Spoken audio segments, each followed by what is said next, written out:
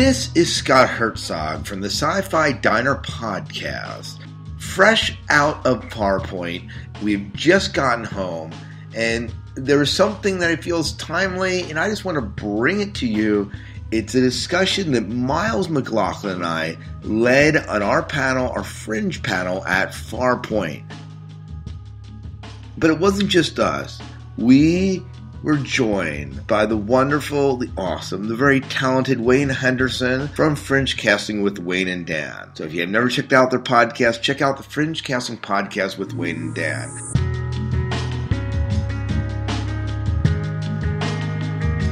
We are going to bring you that panel in its entirety. And I'm going to say this at the end of the show as well, but let me say it here. If you get a chance, you're in the Maryland area or you're in the East Coast, next year, about the middle of February, Farpoint is celebrating their 20th anniversary. It is going to be awesome. So please check out the Farpoint Con. Here's a little bit about what you missed and about what you could have experienced with Wayne, Miles, and myself at Farpoint. So check it out.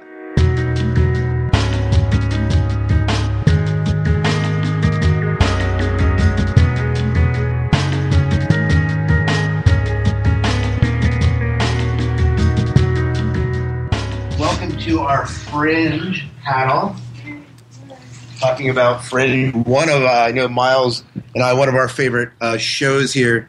My name is Scott Hertzog, and I'm one half of the Sci-Fi Diner podcast duo.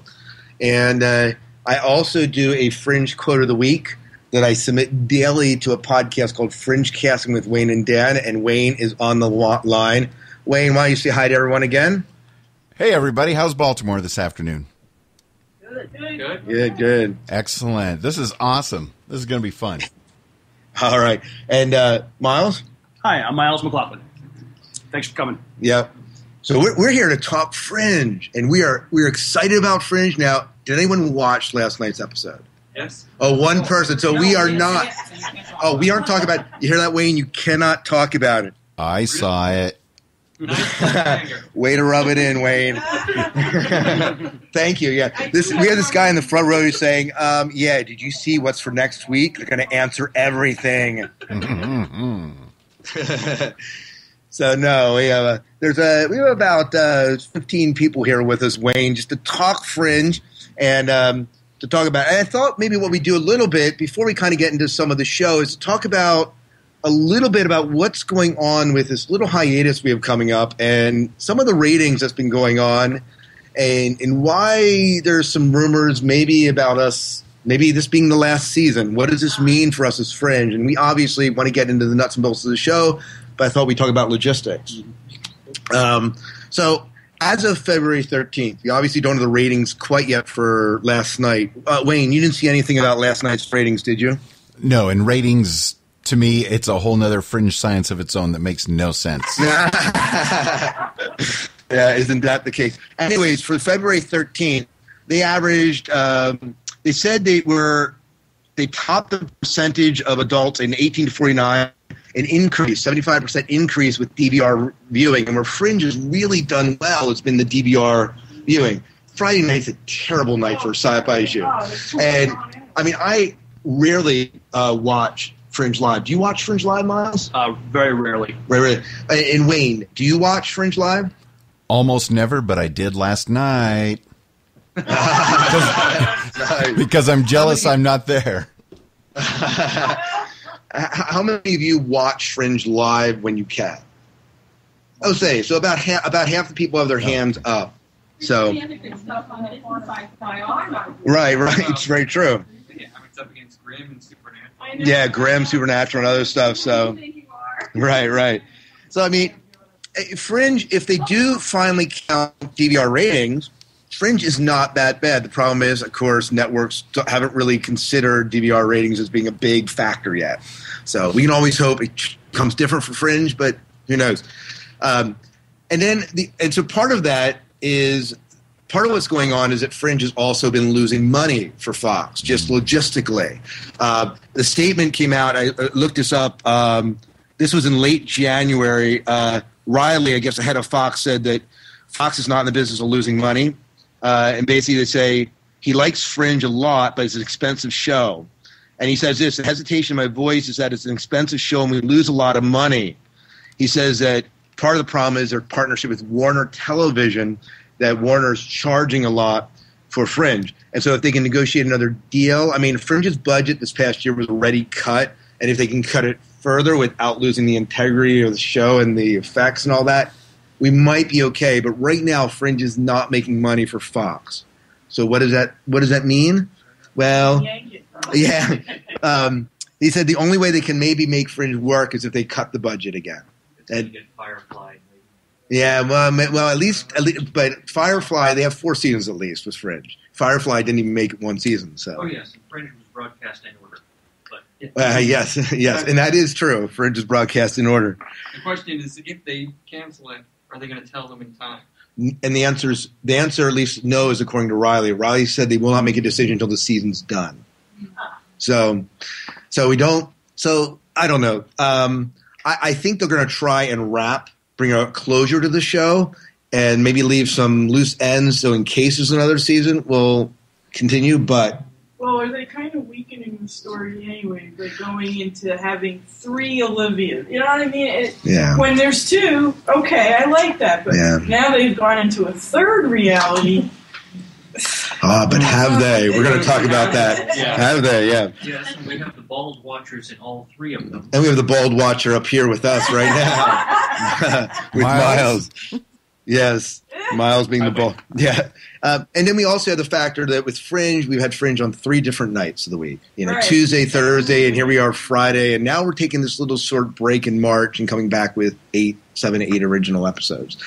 And I heard the reasoning behind that was because of March Madness, that they don't want to compete against it. And I kind of understand that. You're not losing. But I hate when the network keeps moving the days. Oh, I know. Like, stick to a night, and that's Fringe night. Yeah. But then we got hit by the World Series. We did.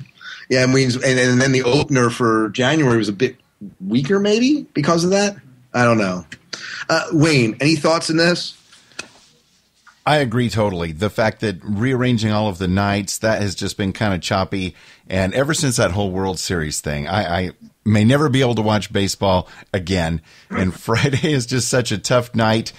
And, if they do go with even more budget cuts and still try to produce the show, how are they going to do that? Is that going to mean bringing in even more product placements like the Nissan Leaf that we've seen quite a bit lately? Yeah. How are they going to do it? Yeah. More product placement, maybe. They'll fire everybody except for Peter. They'll all go to a 4th universe, and and Peter will be now in this universe, which he's not sure he belongs. And Does anyone else have the thing that where we live, Channel 9, 7, and 5, all put on local programming and take off national prime time if they want? They have their own programs. No, not in our areas. I haven't. And then we just, there we lose again. Yeah, I guess you have to hit alternate methods then to watch it, but yeah, you don't have programming preempted for local programming, do you, Wayne? No, I haven't had any problems with Fringe at all, other than a couple seasons ago when it was following American Idol and they would run long. Right. Yeah, and your DVR wouldn't catch the first part. I remember that happening. It pays to record the last an extra 10 minutes every week. Yeah, I download it from iTunes because we don't have live television in our house, so it's not an issue for cool. us. Yeah. Why can't the Sci-Fi channel pick it up? I mean, this would be a show that should be watched on the Sci-Fi. The question is, how many shows we wish Sci-Fi would have picked up? Have they picked up? I think maybe one. And do you know which one? They didn't pick up. Wait, did they pick up Stargate? Was that Stargate? Because Stargate wasn't originally on Sci-Fi, Showtime. Yeah, so they picked it up from Showtime. Yeah, and they went to Fox. And then, I watched it. That's the first time. It was in syndication on Fox. Yeah, I think it actually went to Sci-Fi. Yeah. Sci-Fi was the first run, but it was syndicated on Fox. Yeah, I think so there was about a season behind or half a season behind. But that is the only show I know that Sci-Fi has picked up. Now, how much Ghost Hunters? Well, if you can put, those are cheap. If you can put wrestling and Fringe, maybe have the Bolivia and Olivia and Folivia kind of go at it. They're all. It's like that's a ratings. That's a ratings boost right there. I'm all for it. Yeah, go ahead. Well, how about would it help write the network? It has helped. I saw a report come through the Sci-Fi Channel's Blaster site that said how many shows have actually had successful extensions because of write-ins, and it's a mixed bag. Some do. Farscape had write-ins and they went to movies. Chuck obviously was saved for next couple seasons by write-ins and moving to the fans. Jericho was. So there is some success with writing in if you have enough fans. It carries more weight than an email does. So to have a physical letter. Have a physical letter, yeah. Yeah. O'Reilly said, from Leader Fox said, "Don't write in. We haven't made a decision yet." And I'm saying, write in now before they didn't make the decision. When you say one letter, you sort of represent 10,000 or so people, but not all of us are going to spend the energy to do that. But the one person that does, he represents thousands of people. That agree with him. Can we get Leonard Nimoy to come out of retirement again? Yeah. Hey, as long as they don't animate him, I'm fine with that. That's the only way we got him in the first place. A no musical episode. Well, I did like the musical episode where they were where the three corpses get up and start singing. I thought that was that the Brown Wayne, was that the Brown Betty episode? I'm pretty sure it was Brown Betty. How about an animated musical episode? Combine the two. There you go. Yeah, just mix it. Yeah. I'll take my Fringe any way I can get it. Characters and pay them to be on screen. Yeah. I was wondering about how Fox accounts for saying that Fringe is losing money. They're not counting the DVRs. And how do they factor in, desynchronized viewing? Well, rule of thumb, this is according to a friend of mine who runs a podcast called Tuning Into Sci-Fi TV, Kevin Batchelder. And according to what he said, it is networks, they look at it, but it's not counted among viewership technically. Now, they do come out with the Live Plus ratings, but my understanding is networks are slowly changing their tunes, but networks are about 10 years behind our viewing habits, and they just have not caught up with them. I don't understand why, because we're still watching it. Do you have any thoughts on that, Wayne? My only thought is I can't believe in this modern day of 2012 that they cannot totally accurately bring in all the DVR numbers. Fringe is the type of show that's perfect for DVR viewing, and absolutely, it's unbelievable that it's not taken into heavier account. Yeah. They get this live plus 7 days, which includes some there. But they probably, I assume that they discount them because they are DVRs and people are skipping over ads. So who knows? Yeah, maybe that's the bigger issue. Honestly, I would be fine if they would even run, like if I DVR'd it and they ran a small ad in the bottom. Would that obstruct me a little bit? Yeah, but if it's going to keep my Fringe on the air, they've got the Nissan Leaf, so people. Oh yeah, I know. Come on, Miles, you were going to say something. There's also Hulu. Some people catch it on Hulu, and there are commercials on Hulu. So I don't know. Yeah, but that's I don't think that's being counted yet as far as how much it's being viewed. Yes, there's one button on my remote control that's going to wear out, and it's the mute. Yeah. The Hulu probably doesn't count because it's almost like a separate entity that those advertisers on Hulu are paying for it. So it doesn't really matter to the rest of the world. Hulu pays a license fee to run it, and then they pay for they recoup the licensing fee by selling advertising. Right. I think that's how. And I think it's a separate advertising entity for Hulu. And I haven't watched Hulu in a long time, but I'm wondering even if it's the same advertisers that advertise on a regular, Fringe show, if it's different advertisers even. I don't know. It's been a while since I watched Hulu. Well, the advertisers I saw last night's on Fox.com this morning, and those are different advertisers than you see during the prime time Doesn't Hulu give you a choice of 3 of the ones which ad you want to see? They do. But I don't think they're the ads that you see during the TV show if you were watching live. It's the nauseous one. Yeah. Or the shortest one. Go ahead. I was just thinking that, all right, so let's say that it doesn't work out for Fringe to have it renewed. But just like with X-Files, that it winds up going to movies. Do you think that it'll do better than the X-Files movies have done? Wayne, could you hear that? I heard that. He was asking about whether Fringe could translate into a motion picture after the series ends. Was that it? Yeah. So what do you think about that, Wayne? I myself, obviously, would be all for it. I don't know that not many television shows have translated into the movies that well, though I'm sure, Miles, you've got some thoughts about the whole Star Trek franchise, but I don't know how Fringe would do, but I myself would love it. I think it's a bit different here in that I guess it'd be Warner Brothers who might be taking it to the movie because it's a Warner Brothers production. Right. Maybe the other thing is they would have to be almost a standalone episode because if you throw it into the movies, the only people that would be into the mythology episodes of Fringe, I feel like I'm talking about X-Files here, because, but the mythology episodes of it is the people that were actually avid fans of the show, and you want to bring in more than just the rabid fans that you bring it into the movie.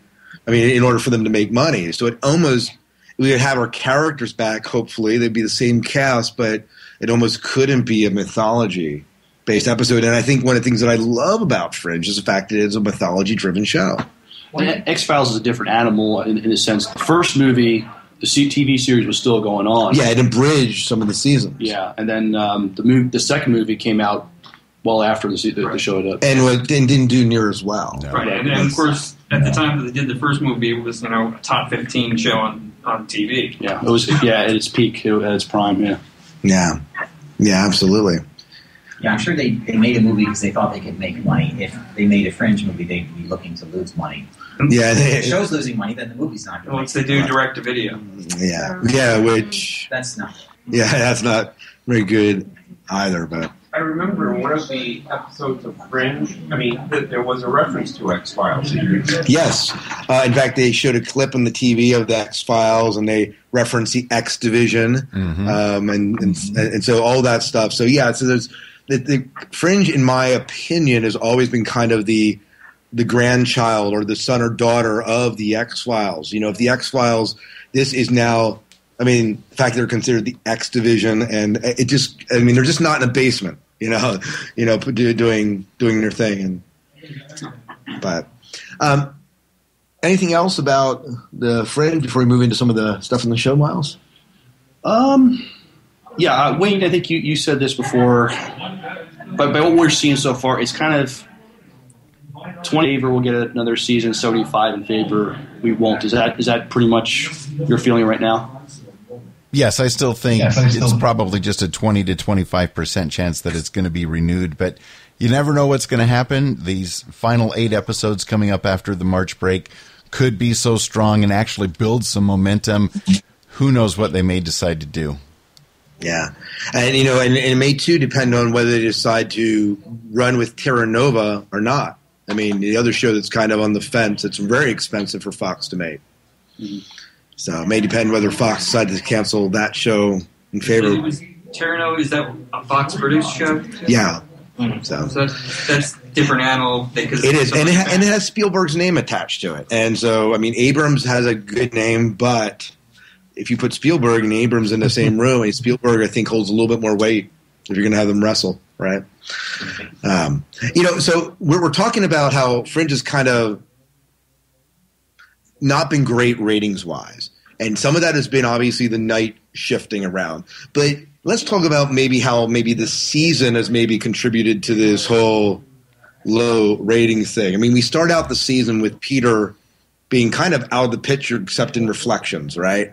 And then we kind of bring him in. For me, and I'm a Miles Wayne here, but for me, this really did not get started. I really didn't begin to feel passionately about it until Peter finally popped out of his wherever he was into this reality and began to actually infiltrate the team and become part of it. I agree. Yeah. So, although we did get some wonderful Walter moments, so we did. And it certainly showed John Neville's acting chops. Being psychotic, thinking he's seeing things and afraid he's going crazy, and maybe put back in the mental institution and that whole thing, and that's kind of interesting. They stepped up Astrid, so that was good. Yeah, well, and especially 2 weeks ago when you got the Astrid-centric episode, loved it. Yes, finally, I love the old Astrid coming over and the fact that she's played so differently.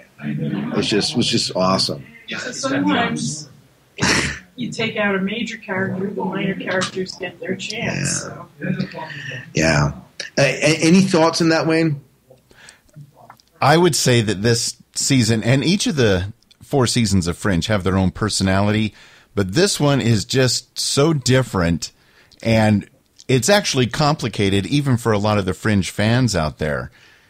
I bumped into a friend recently who said, you've been talking about this Fringe thing for years and talking about your show and all this. I finally watched it the other night, and, this is not the season for new viewers, but my friend gave it a shot and had no clue. He said not a single thing made sense. Unfortunately, but I know we're all invested in the characters and the story and the timeline, so we're loving it, and we love expanding our brains and the possibilities or impossibilities, as Fringe likes to throw out there. So it's interesting to see how it's going. I myself, from this point forward, starting with next week's episode, which I know you haven't seen the teaser yet, but this is, I think, where the gauntlet is laid down, and starting next week, it's going to be total awesomeness the rest of the year. At least that's what I'm hoping. Yeah, that's what they seem to be promising online when I've read. So, will that be enough to? Yeah, will be enough to bring up ratings. Will be enough to bring Fringe fans back. I mean, I don't know. Has the network really made their decision at this point? We don't know yet. I mean, you look at the TV show Dollhouse. When they were canceled, suddenly the episodes just began to ramp up, and it was too late. But is this what's happening here with Fringe? Are we going to ramp it up? But have they lost too much money already? Are they kind of? I'm sure they probably already made their decision. Maybe. Yeah, who knows? The way it sounds like that they hadn't sat down with Warner Brothers to make the decision is what I seem to have read. But we hinted at what reality are we in here? Let's talk about the whole parallel universe a little bit and kind of where we're at with that whole thing. Miles, do you want to comment on that? I'm going to put you on the spot here a little bit. Do you want to talk a little bit about where we at with the universes? When we started the season, I thought we're in totally two new realities. Mm-hmm. I'm not too sure. Yeah, it seemed that the show was taking a more modern theory of time travel where if you change the past, a separate timeline breaks off. You don't, it kind of like with the new Star Trek movie did is, it didn't mean it changed. They did go back in the past, but they created a whole new timeline with that, and that's kind of what they seemed to alluding to with this Fringe episode. But now we seem to have clues that it's not an alternate timeline, but an altered timeline, and so we'll see if they resolve that. Yeah, Wayne, do you want to comment on this? Yeah, just briefly. Originally I thought it was maybe a whole nother dimension, another universe, or possibly another timeline. But Fringe, and maybe it's the J.J. Abrams, mind child, they seem to be blurring the lines between what is a timeline and what is a universe. I just kind of, at this point, it kind of seems like it's still our universe, but with the revised timeline, but things are starting to break down in a positive way. Things are getting back to normal. But they've definitely made it a lot more complicated than just this is a different universe altogether, like the Amber universe or whatever you might want to call it. I know that we're getting hints that Peter being in this now being here when he's not supposed to be, that he's bringing a lot from the old universe. Like he for example reveals to Olivia that here's who the observers are. He reveals to Walter in the one episode, oh yeah, you know how to do hypnotism, and it works. And so suddenly what he knows is being brought into this universe, and he's trying to get back to his universe, but he's kind of maybe already there and just doesn't know it because it's becoming more and more as he introduces these ideas like his original universe. Any thoughts on that? Well, I don't know. The observers keep talking when they have him in the show about how Peter was erased, but he's still coming back, and they're trying to figure it out. So to me, it's like, okay, this is what it would have been if Peter never existed. Mm-hmm. Right. Yeah, I mean, the current one. But then there was this. I guess it was in the Westfield episode. I think there was an observer conversation where they said that the one observer didn't do his job in completely erasing Peter, and that means. Yeah, who knows what that means, right?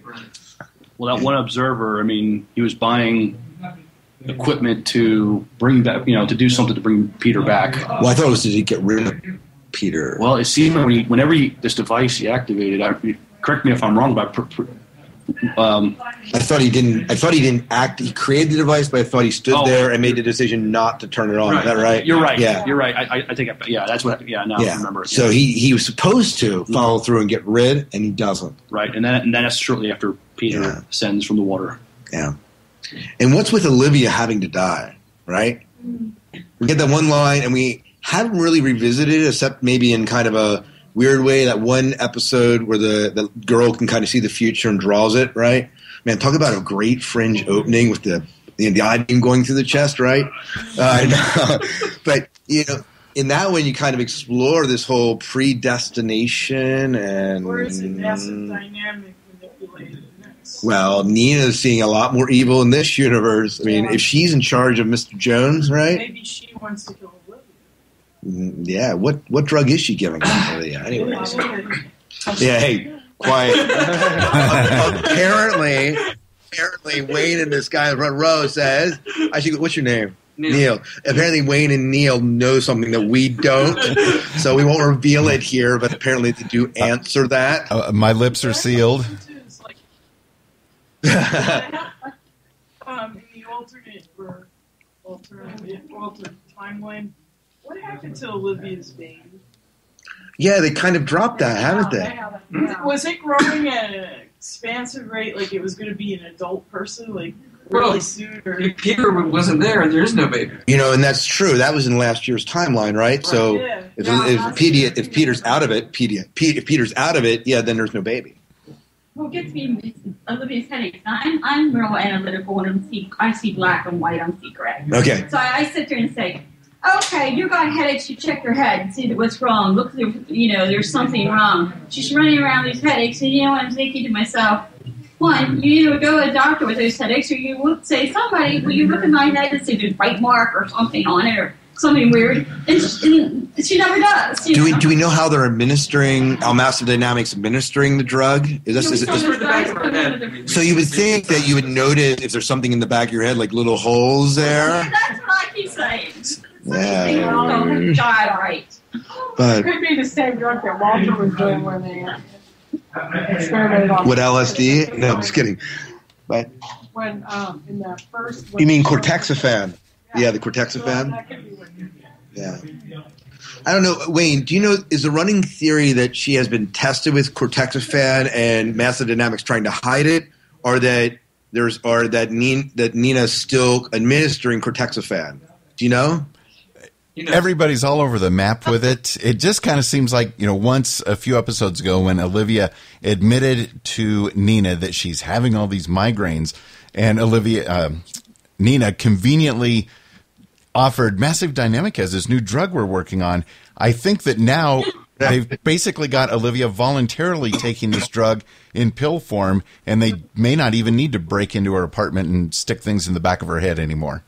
Boy, that whole scene was so disturbing. When you knew Nina and she's saying, "You're like a mother to me," I'm like, "Oh, you have no idea.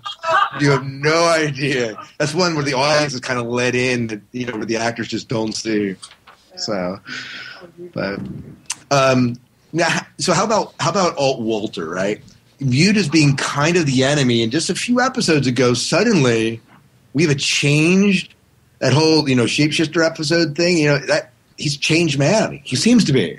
Since it's Mr. Jones who's causing all this trouble. Right. Suddenly, the enemy is my enemy. Yeah, talk about a blast from the past. I mean, Jones is gone first season, and suddenly he's back. I haven't even thought about him being in the alt universe, but it makes sense. Which Peter foreshadowed that, saying, "Oh yeah, I killed somebody through this," and then of course, since he wasn't around there, he wasn't there to kill him, and there he is, the bad guy.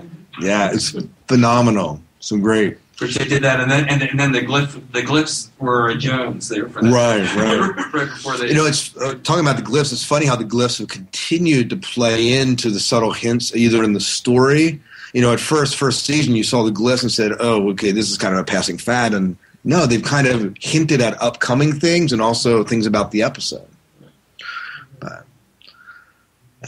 Yeah. Does Walker seem like he's hungrier this season, or is it me? Yeah. He is eating a lot. Yeah.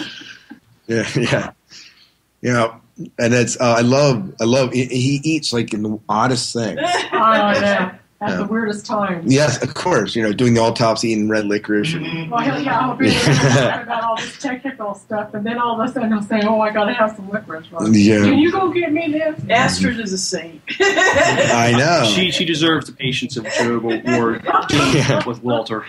Yeah, and how about Walter dissing her in the episode with Astrid? She kind of, well, I don't want to talk to you. Let me give me all Astrid, right? What's with that? Go ahead. I was wondering what your opinion is. It seemed that at the beginning of the series, they were doing one thing for, say, half a dozen episodes or so, and then they came up with a plan, and they sort of tried to make that fit in with what they were doing in the subsequent seasons. Did that feel like that to you? If they had all this stuff, the shady past of Peter, which we never explored. Or only briefly. Right. And some of the stuff with her ex-partner that seem to be mysteries that we still don't know exactly what happened. Yeah. And then we've got this new mythology, which they sort of fit the first episode into. Yeah, you're talking about the mythology of the parallel universes? Right. I mean, they fit that and just the whole show into some of the stuff which they introduced at the beginning, which they might not have had an idea of what they really were doing. Yeah, it's hard to know how much of an idea they had as far as the overall arc for the show. They kind of hinted at the parallel universes from the get-go. I mean, the fact that Peter was here in our universe and he was kind of taken from the alt universe, we knew that alt universe was out there, even though it was never really explored first season, right? And then we saw they're in the one, I forget which episode it was, the graveyard, where you see Peter's tombstone. Yes, right. That was deeper. I mean, I guess by that time they had figured out what they were doing. But I think the first few episodes, it seemed, were some of them at least were thinking of a different theme. They were almost Monster of the Week episodes, the early ones. Wouldn't you say? Am I missing something, Wayne? No, I think exactly so. They wanted to try very hard in the beginning to make it possible for each week's episode to stand on its own in case, people just kind of stumbled onto the show now and then. But the more the show grew, it was obvious to the Fringe folks that people want an overarching story and all sorts of mind-boggling things. So we still seem to get those one-off episodes now and then. Yeah, definitely. Is there much difference between the two Broyles? They seem right down. All right, so this.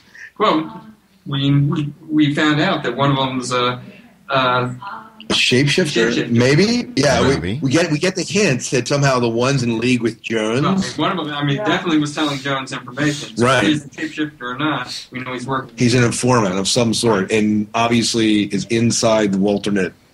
The office. They don't even make the personality slightly, You mean as far as them being the same? Yeah. It should be an identifying kind of. Yeah, Broyle's character is really almost the same and identical in both universes. Personality-wise. Whereas Olivia and Olivia, we have very different ones. Walter and Walter, there's quite a difference. Astrid, obviously, definitely. Yeah. Probably the closest similarities. Is that a writer's admission, you think, there? Or? I mean, they did that before the time change.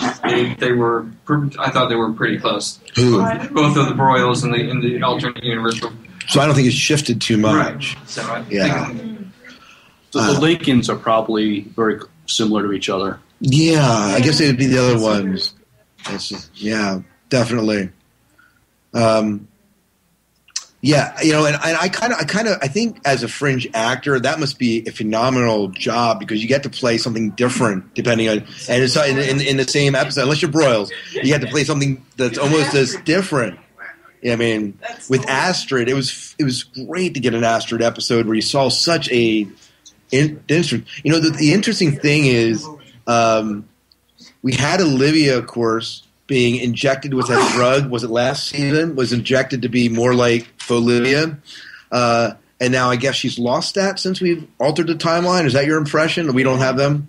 That's the impression I get. That a lot of the things that we saw last season, Peter rewound it either intentionally or not, and it's not like it ever existed.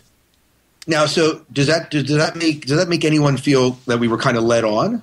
I mean, because we're taking on this ride up through 3 seasons, and suddenly, hey, let's erase it, and let's kind of start something new. How do people feel about that? It's confusing. Confusing? Yeah. I wasn't bothered by that. I mean, the show has to evolve and change. I mean, maybe some people feel jerked around, but it was just like, it was kind of interesting to see how things changed. The absence of Peter. Olivia is more broken and messed up in this timeline or whatever. I mean, it's almost creepy. She, if you remember, they talked about her relationship with her stepfather. While Walter had intervened on her behalf in the other timeline, but when she was a child. But in this, because there's no Peter, or in this timeline. Sometime in her childhood or teenage years, she ended up, whacking her stepfather off. I mean, it was, so so it's more. I think it's more interesting seeing the changes of characters because of Peter's absence. Because of Peter's abrupt, absence. Yeah. But then that episode where last season where the child Olivia tells Walternate, of the existence of Peter there. I think she's telling her Walter that was really powerful. Yeah, which did Olivia switch places then? Did she switch universes at that time? I think she did because I mean, is it not really clear to us? I think that she's still in the wrong universe or not. She definitely flipped in that one, but did they switch for good? Did she just have that one fleeting time? Yeah, I think she flipped back. Yeah, I think she flipped back. My understanding is that we have the Olivias are in the right universes right now, or whatever you call right? They're in the universes they're supposed to be into right now. Because I think Folivia, Bolivia, whatever she's called, she's not as broken and messed up as our Olivia is. Yeah, the redheaded Olivia, she's always smiling and happy. Yes, our Olivia is always. Yes, nice way of putting it. For Olivia, I actually, when she first came on, when we first were introduced to her, she was not one of the people I liked. But she has grown to me so much so that we almost like her more than we like our Olivia. At least that's my impression. Uh-oh. Yeah, Wayne, what do you think of that? Are you a fan of Olivia or faux Olivia? I can see your point, but it almost sounds like blasphemy. No, it does. It does. I feel terrible saying it. It's like the current Olivia is obviously she's not conniving like the original alternate universe Olivia, which was right. Well, Walter was different. Yeah, and Walter kind of makes peace with her in that one episode, which is kind of nice. Although the banter that was going on between them was fun. Yeah, it was great. No, you can't have my licorice. Yeah. Yeah, I guess in the first season, I think there was a lot of people were bragging on Anna Torv's acting ability. That's right. But then you could just see how well she was doing when they brought in the Olivia, And there was such a contrast. And, I think part of it was how she was written. Yeah, that's part of the issue in the first season is that she at times was swinging in and out of her accent a little bit.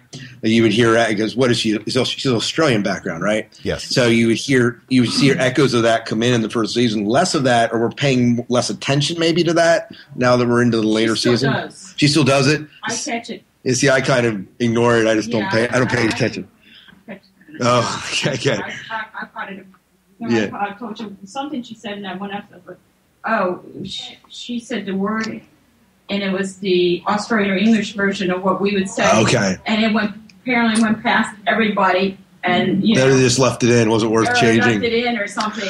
Sitting there. I'm just glad she's not talking like Belle anymore. That's all. Yes. She was singing like Nimoy. Wow, I appreciate it. That was interesting. Yeah, dead creepy. So, what's everyone's theory about who these observers are, what their role is, where are we going to end up with them? I mean, they've almost been kind of there in the peripheral, and they have their episodes every once in a while. They jump into our time, and they seem to be at every single major event. Thoughts? A little bit. Someone says the Adjustment Bureau. You would like that, Wayne. Indeed. Yeah, Wayne is a big Philip K. Dick fan, so he's Adjustment Bureau here in Fringe. What do you think, Wayne? I think that the observers and the folks in the Adjustment Bureau are only similar in their look. What they do and how they do it is totally different, and I haven't been able to come up with a theory of who and what the observers are that stands up just yet. So I can't say much more, but answers are coming. Yeah, but the TSA guy, it seemed, was getting the observers power, at least their time power, it seemed. So it's sort of a way of explaining how they see things. Well, and they are like the Adjustment Bureau in that they were trying to control a certain outcome, and that obviously kind of backfired. Yeah. I mean, but who has the ultimate control? Is it Massive Dynamic running everything? So who is?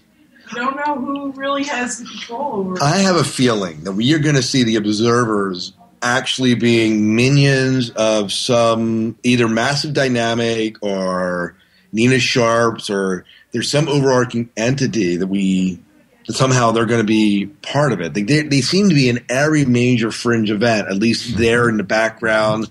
And so somehow they're tapped in to these wacky events somehow that are unexplainable. Maybe they were meant to be just observers, but then accidents occurred and they had to try to make corrections.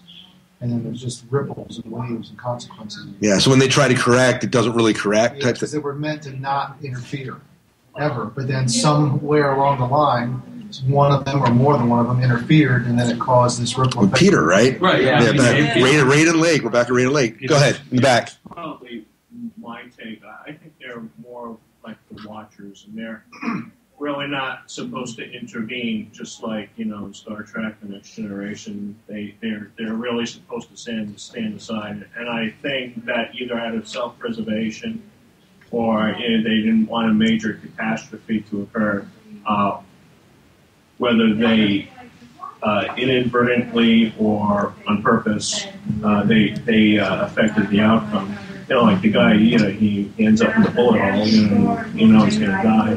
Yeah, we don't know what happened to him. Well, at least maybe if you watched last night's episode, you do. You don't. Okay, good. But we don't know what happened to him. If he really died, or he was there and then not there, and and who shot him? I mean, I heard theories of Peter being the one that shot him, but where did that happen? Because in that one episode, there's. The one episode with Peter and the Observer, there were guns involved, but I don't know. There's just a little. I mean, there still is a lot of mystery. I mean, they're called observers because they were observing, right? But somehow they're not just observing. I mean, even the fact that the Observer came back and warned Olivia, goes, "Every single thing I see, you die." That's kind of interfering. I mean, in some way.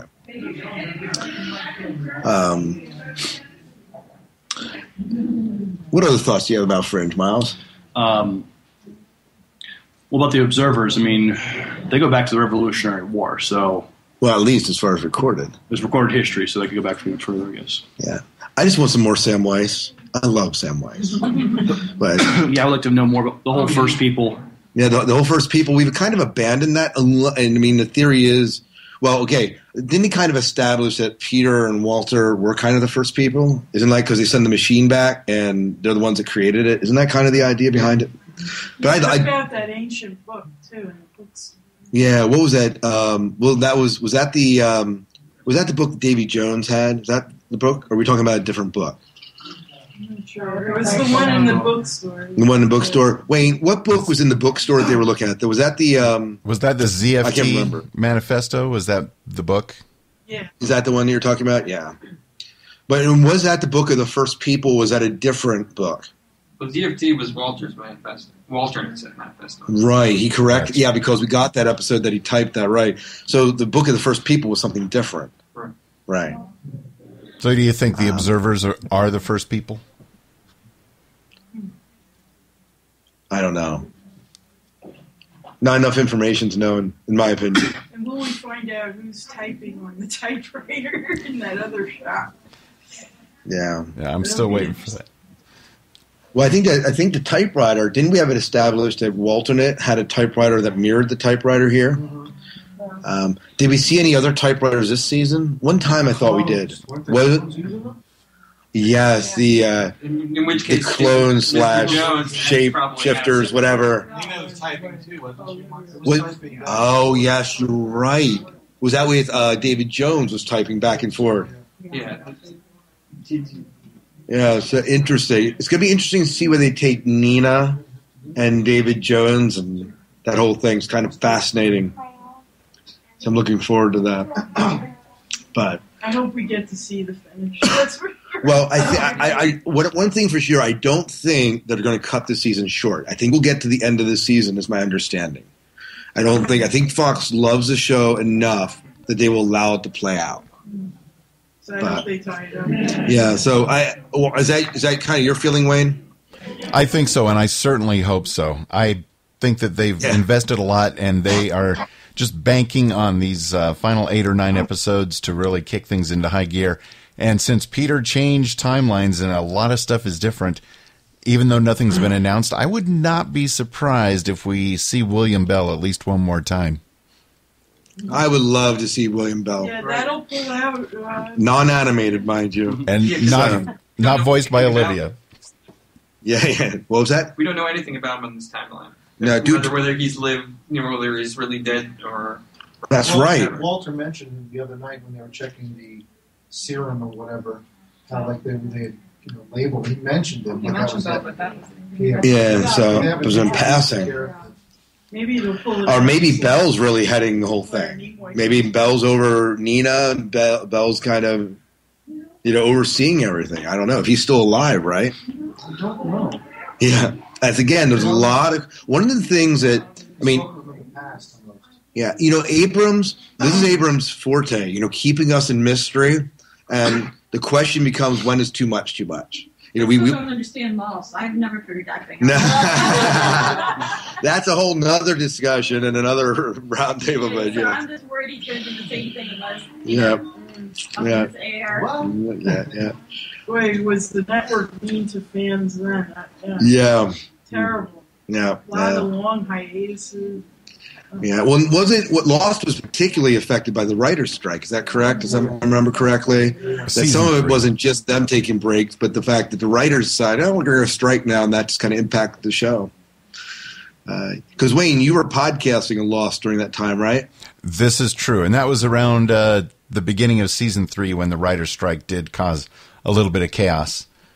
But in the end, it did get everybody refocused on what they were really there to do.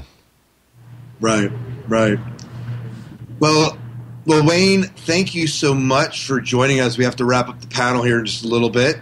Can you tell people a little bit about where they can find your podcast if they're interested in listening to more about Fringe and your thoughts and theories and maybe calling them with their own?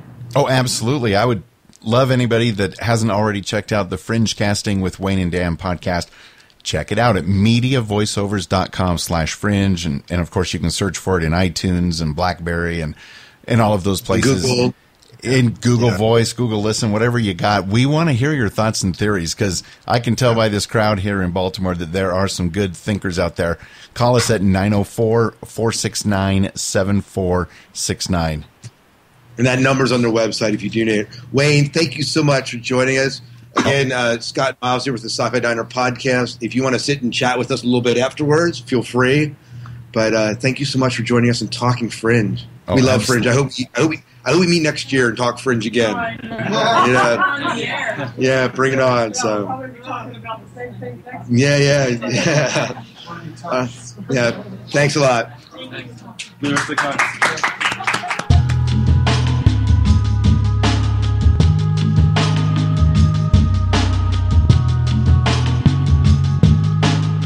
We hope you enjoyed this little insight into Farpoint. We know it's not necessarily the craziest or the best audio you get because you recorded live at a con, but we hope the conversation was good and you enjoyed it. Please, again, check out Fringecasting with Wayne and Dan. You can just type into Google and they will pop up. They're a podcast. And you check out the Sci-Fi Diner podcast if you've never checked us out before. This is not really a regular show or typical of what we do. And we'd love to have you join us in some of the great interviews that we conducted at Farpoint that we're going to be sharing with you in the upcoming weeks. So thanks so much for listening. Be sure to check us out at sci-fi dinerpodcast.com.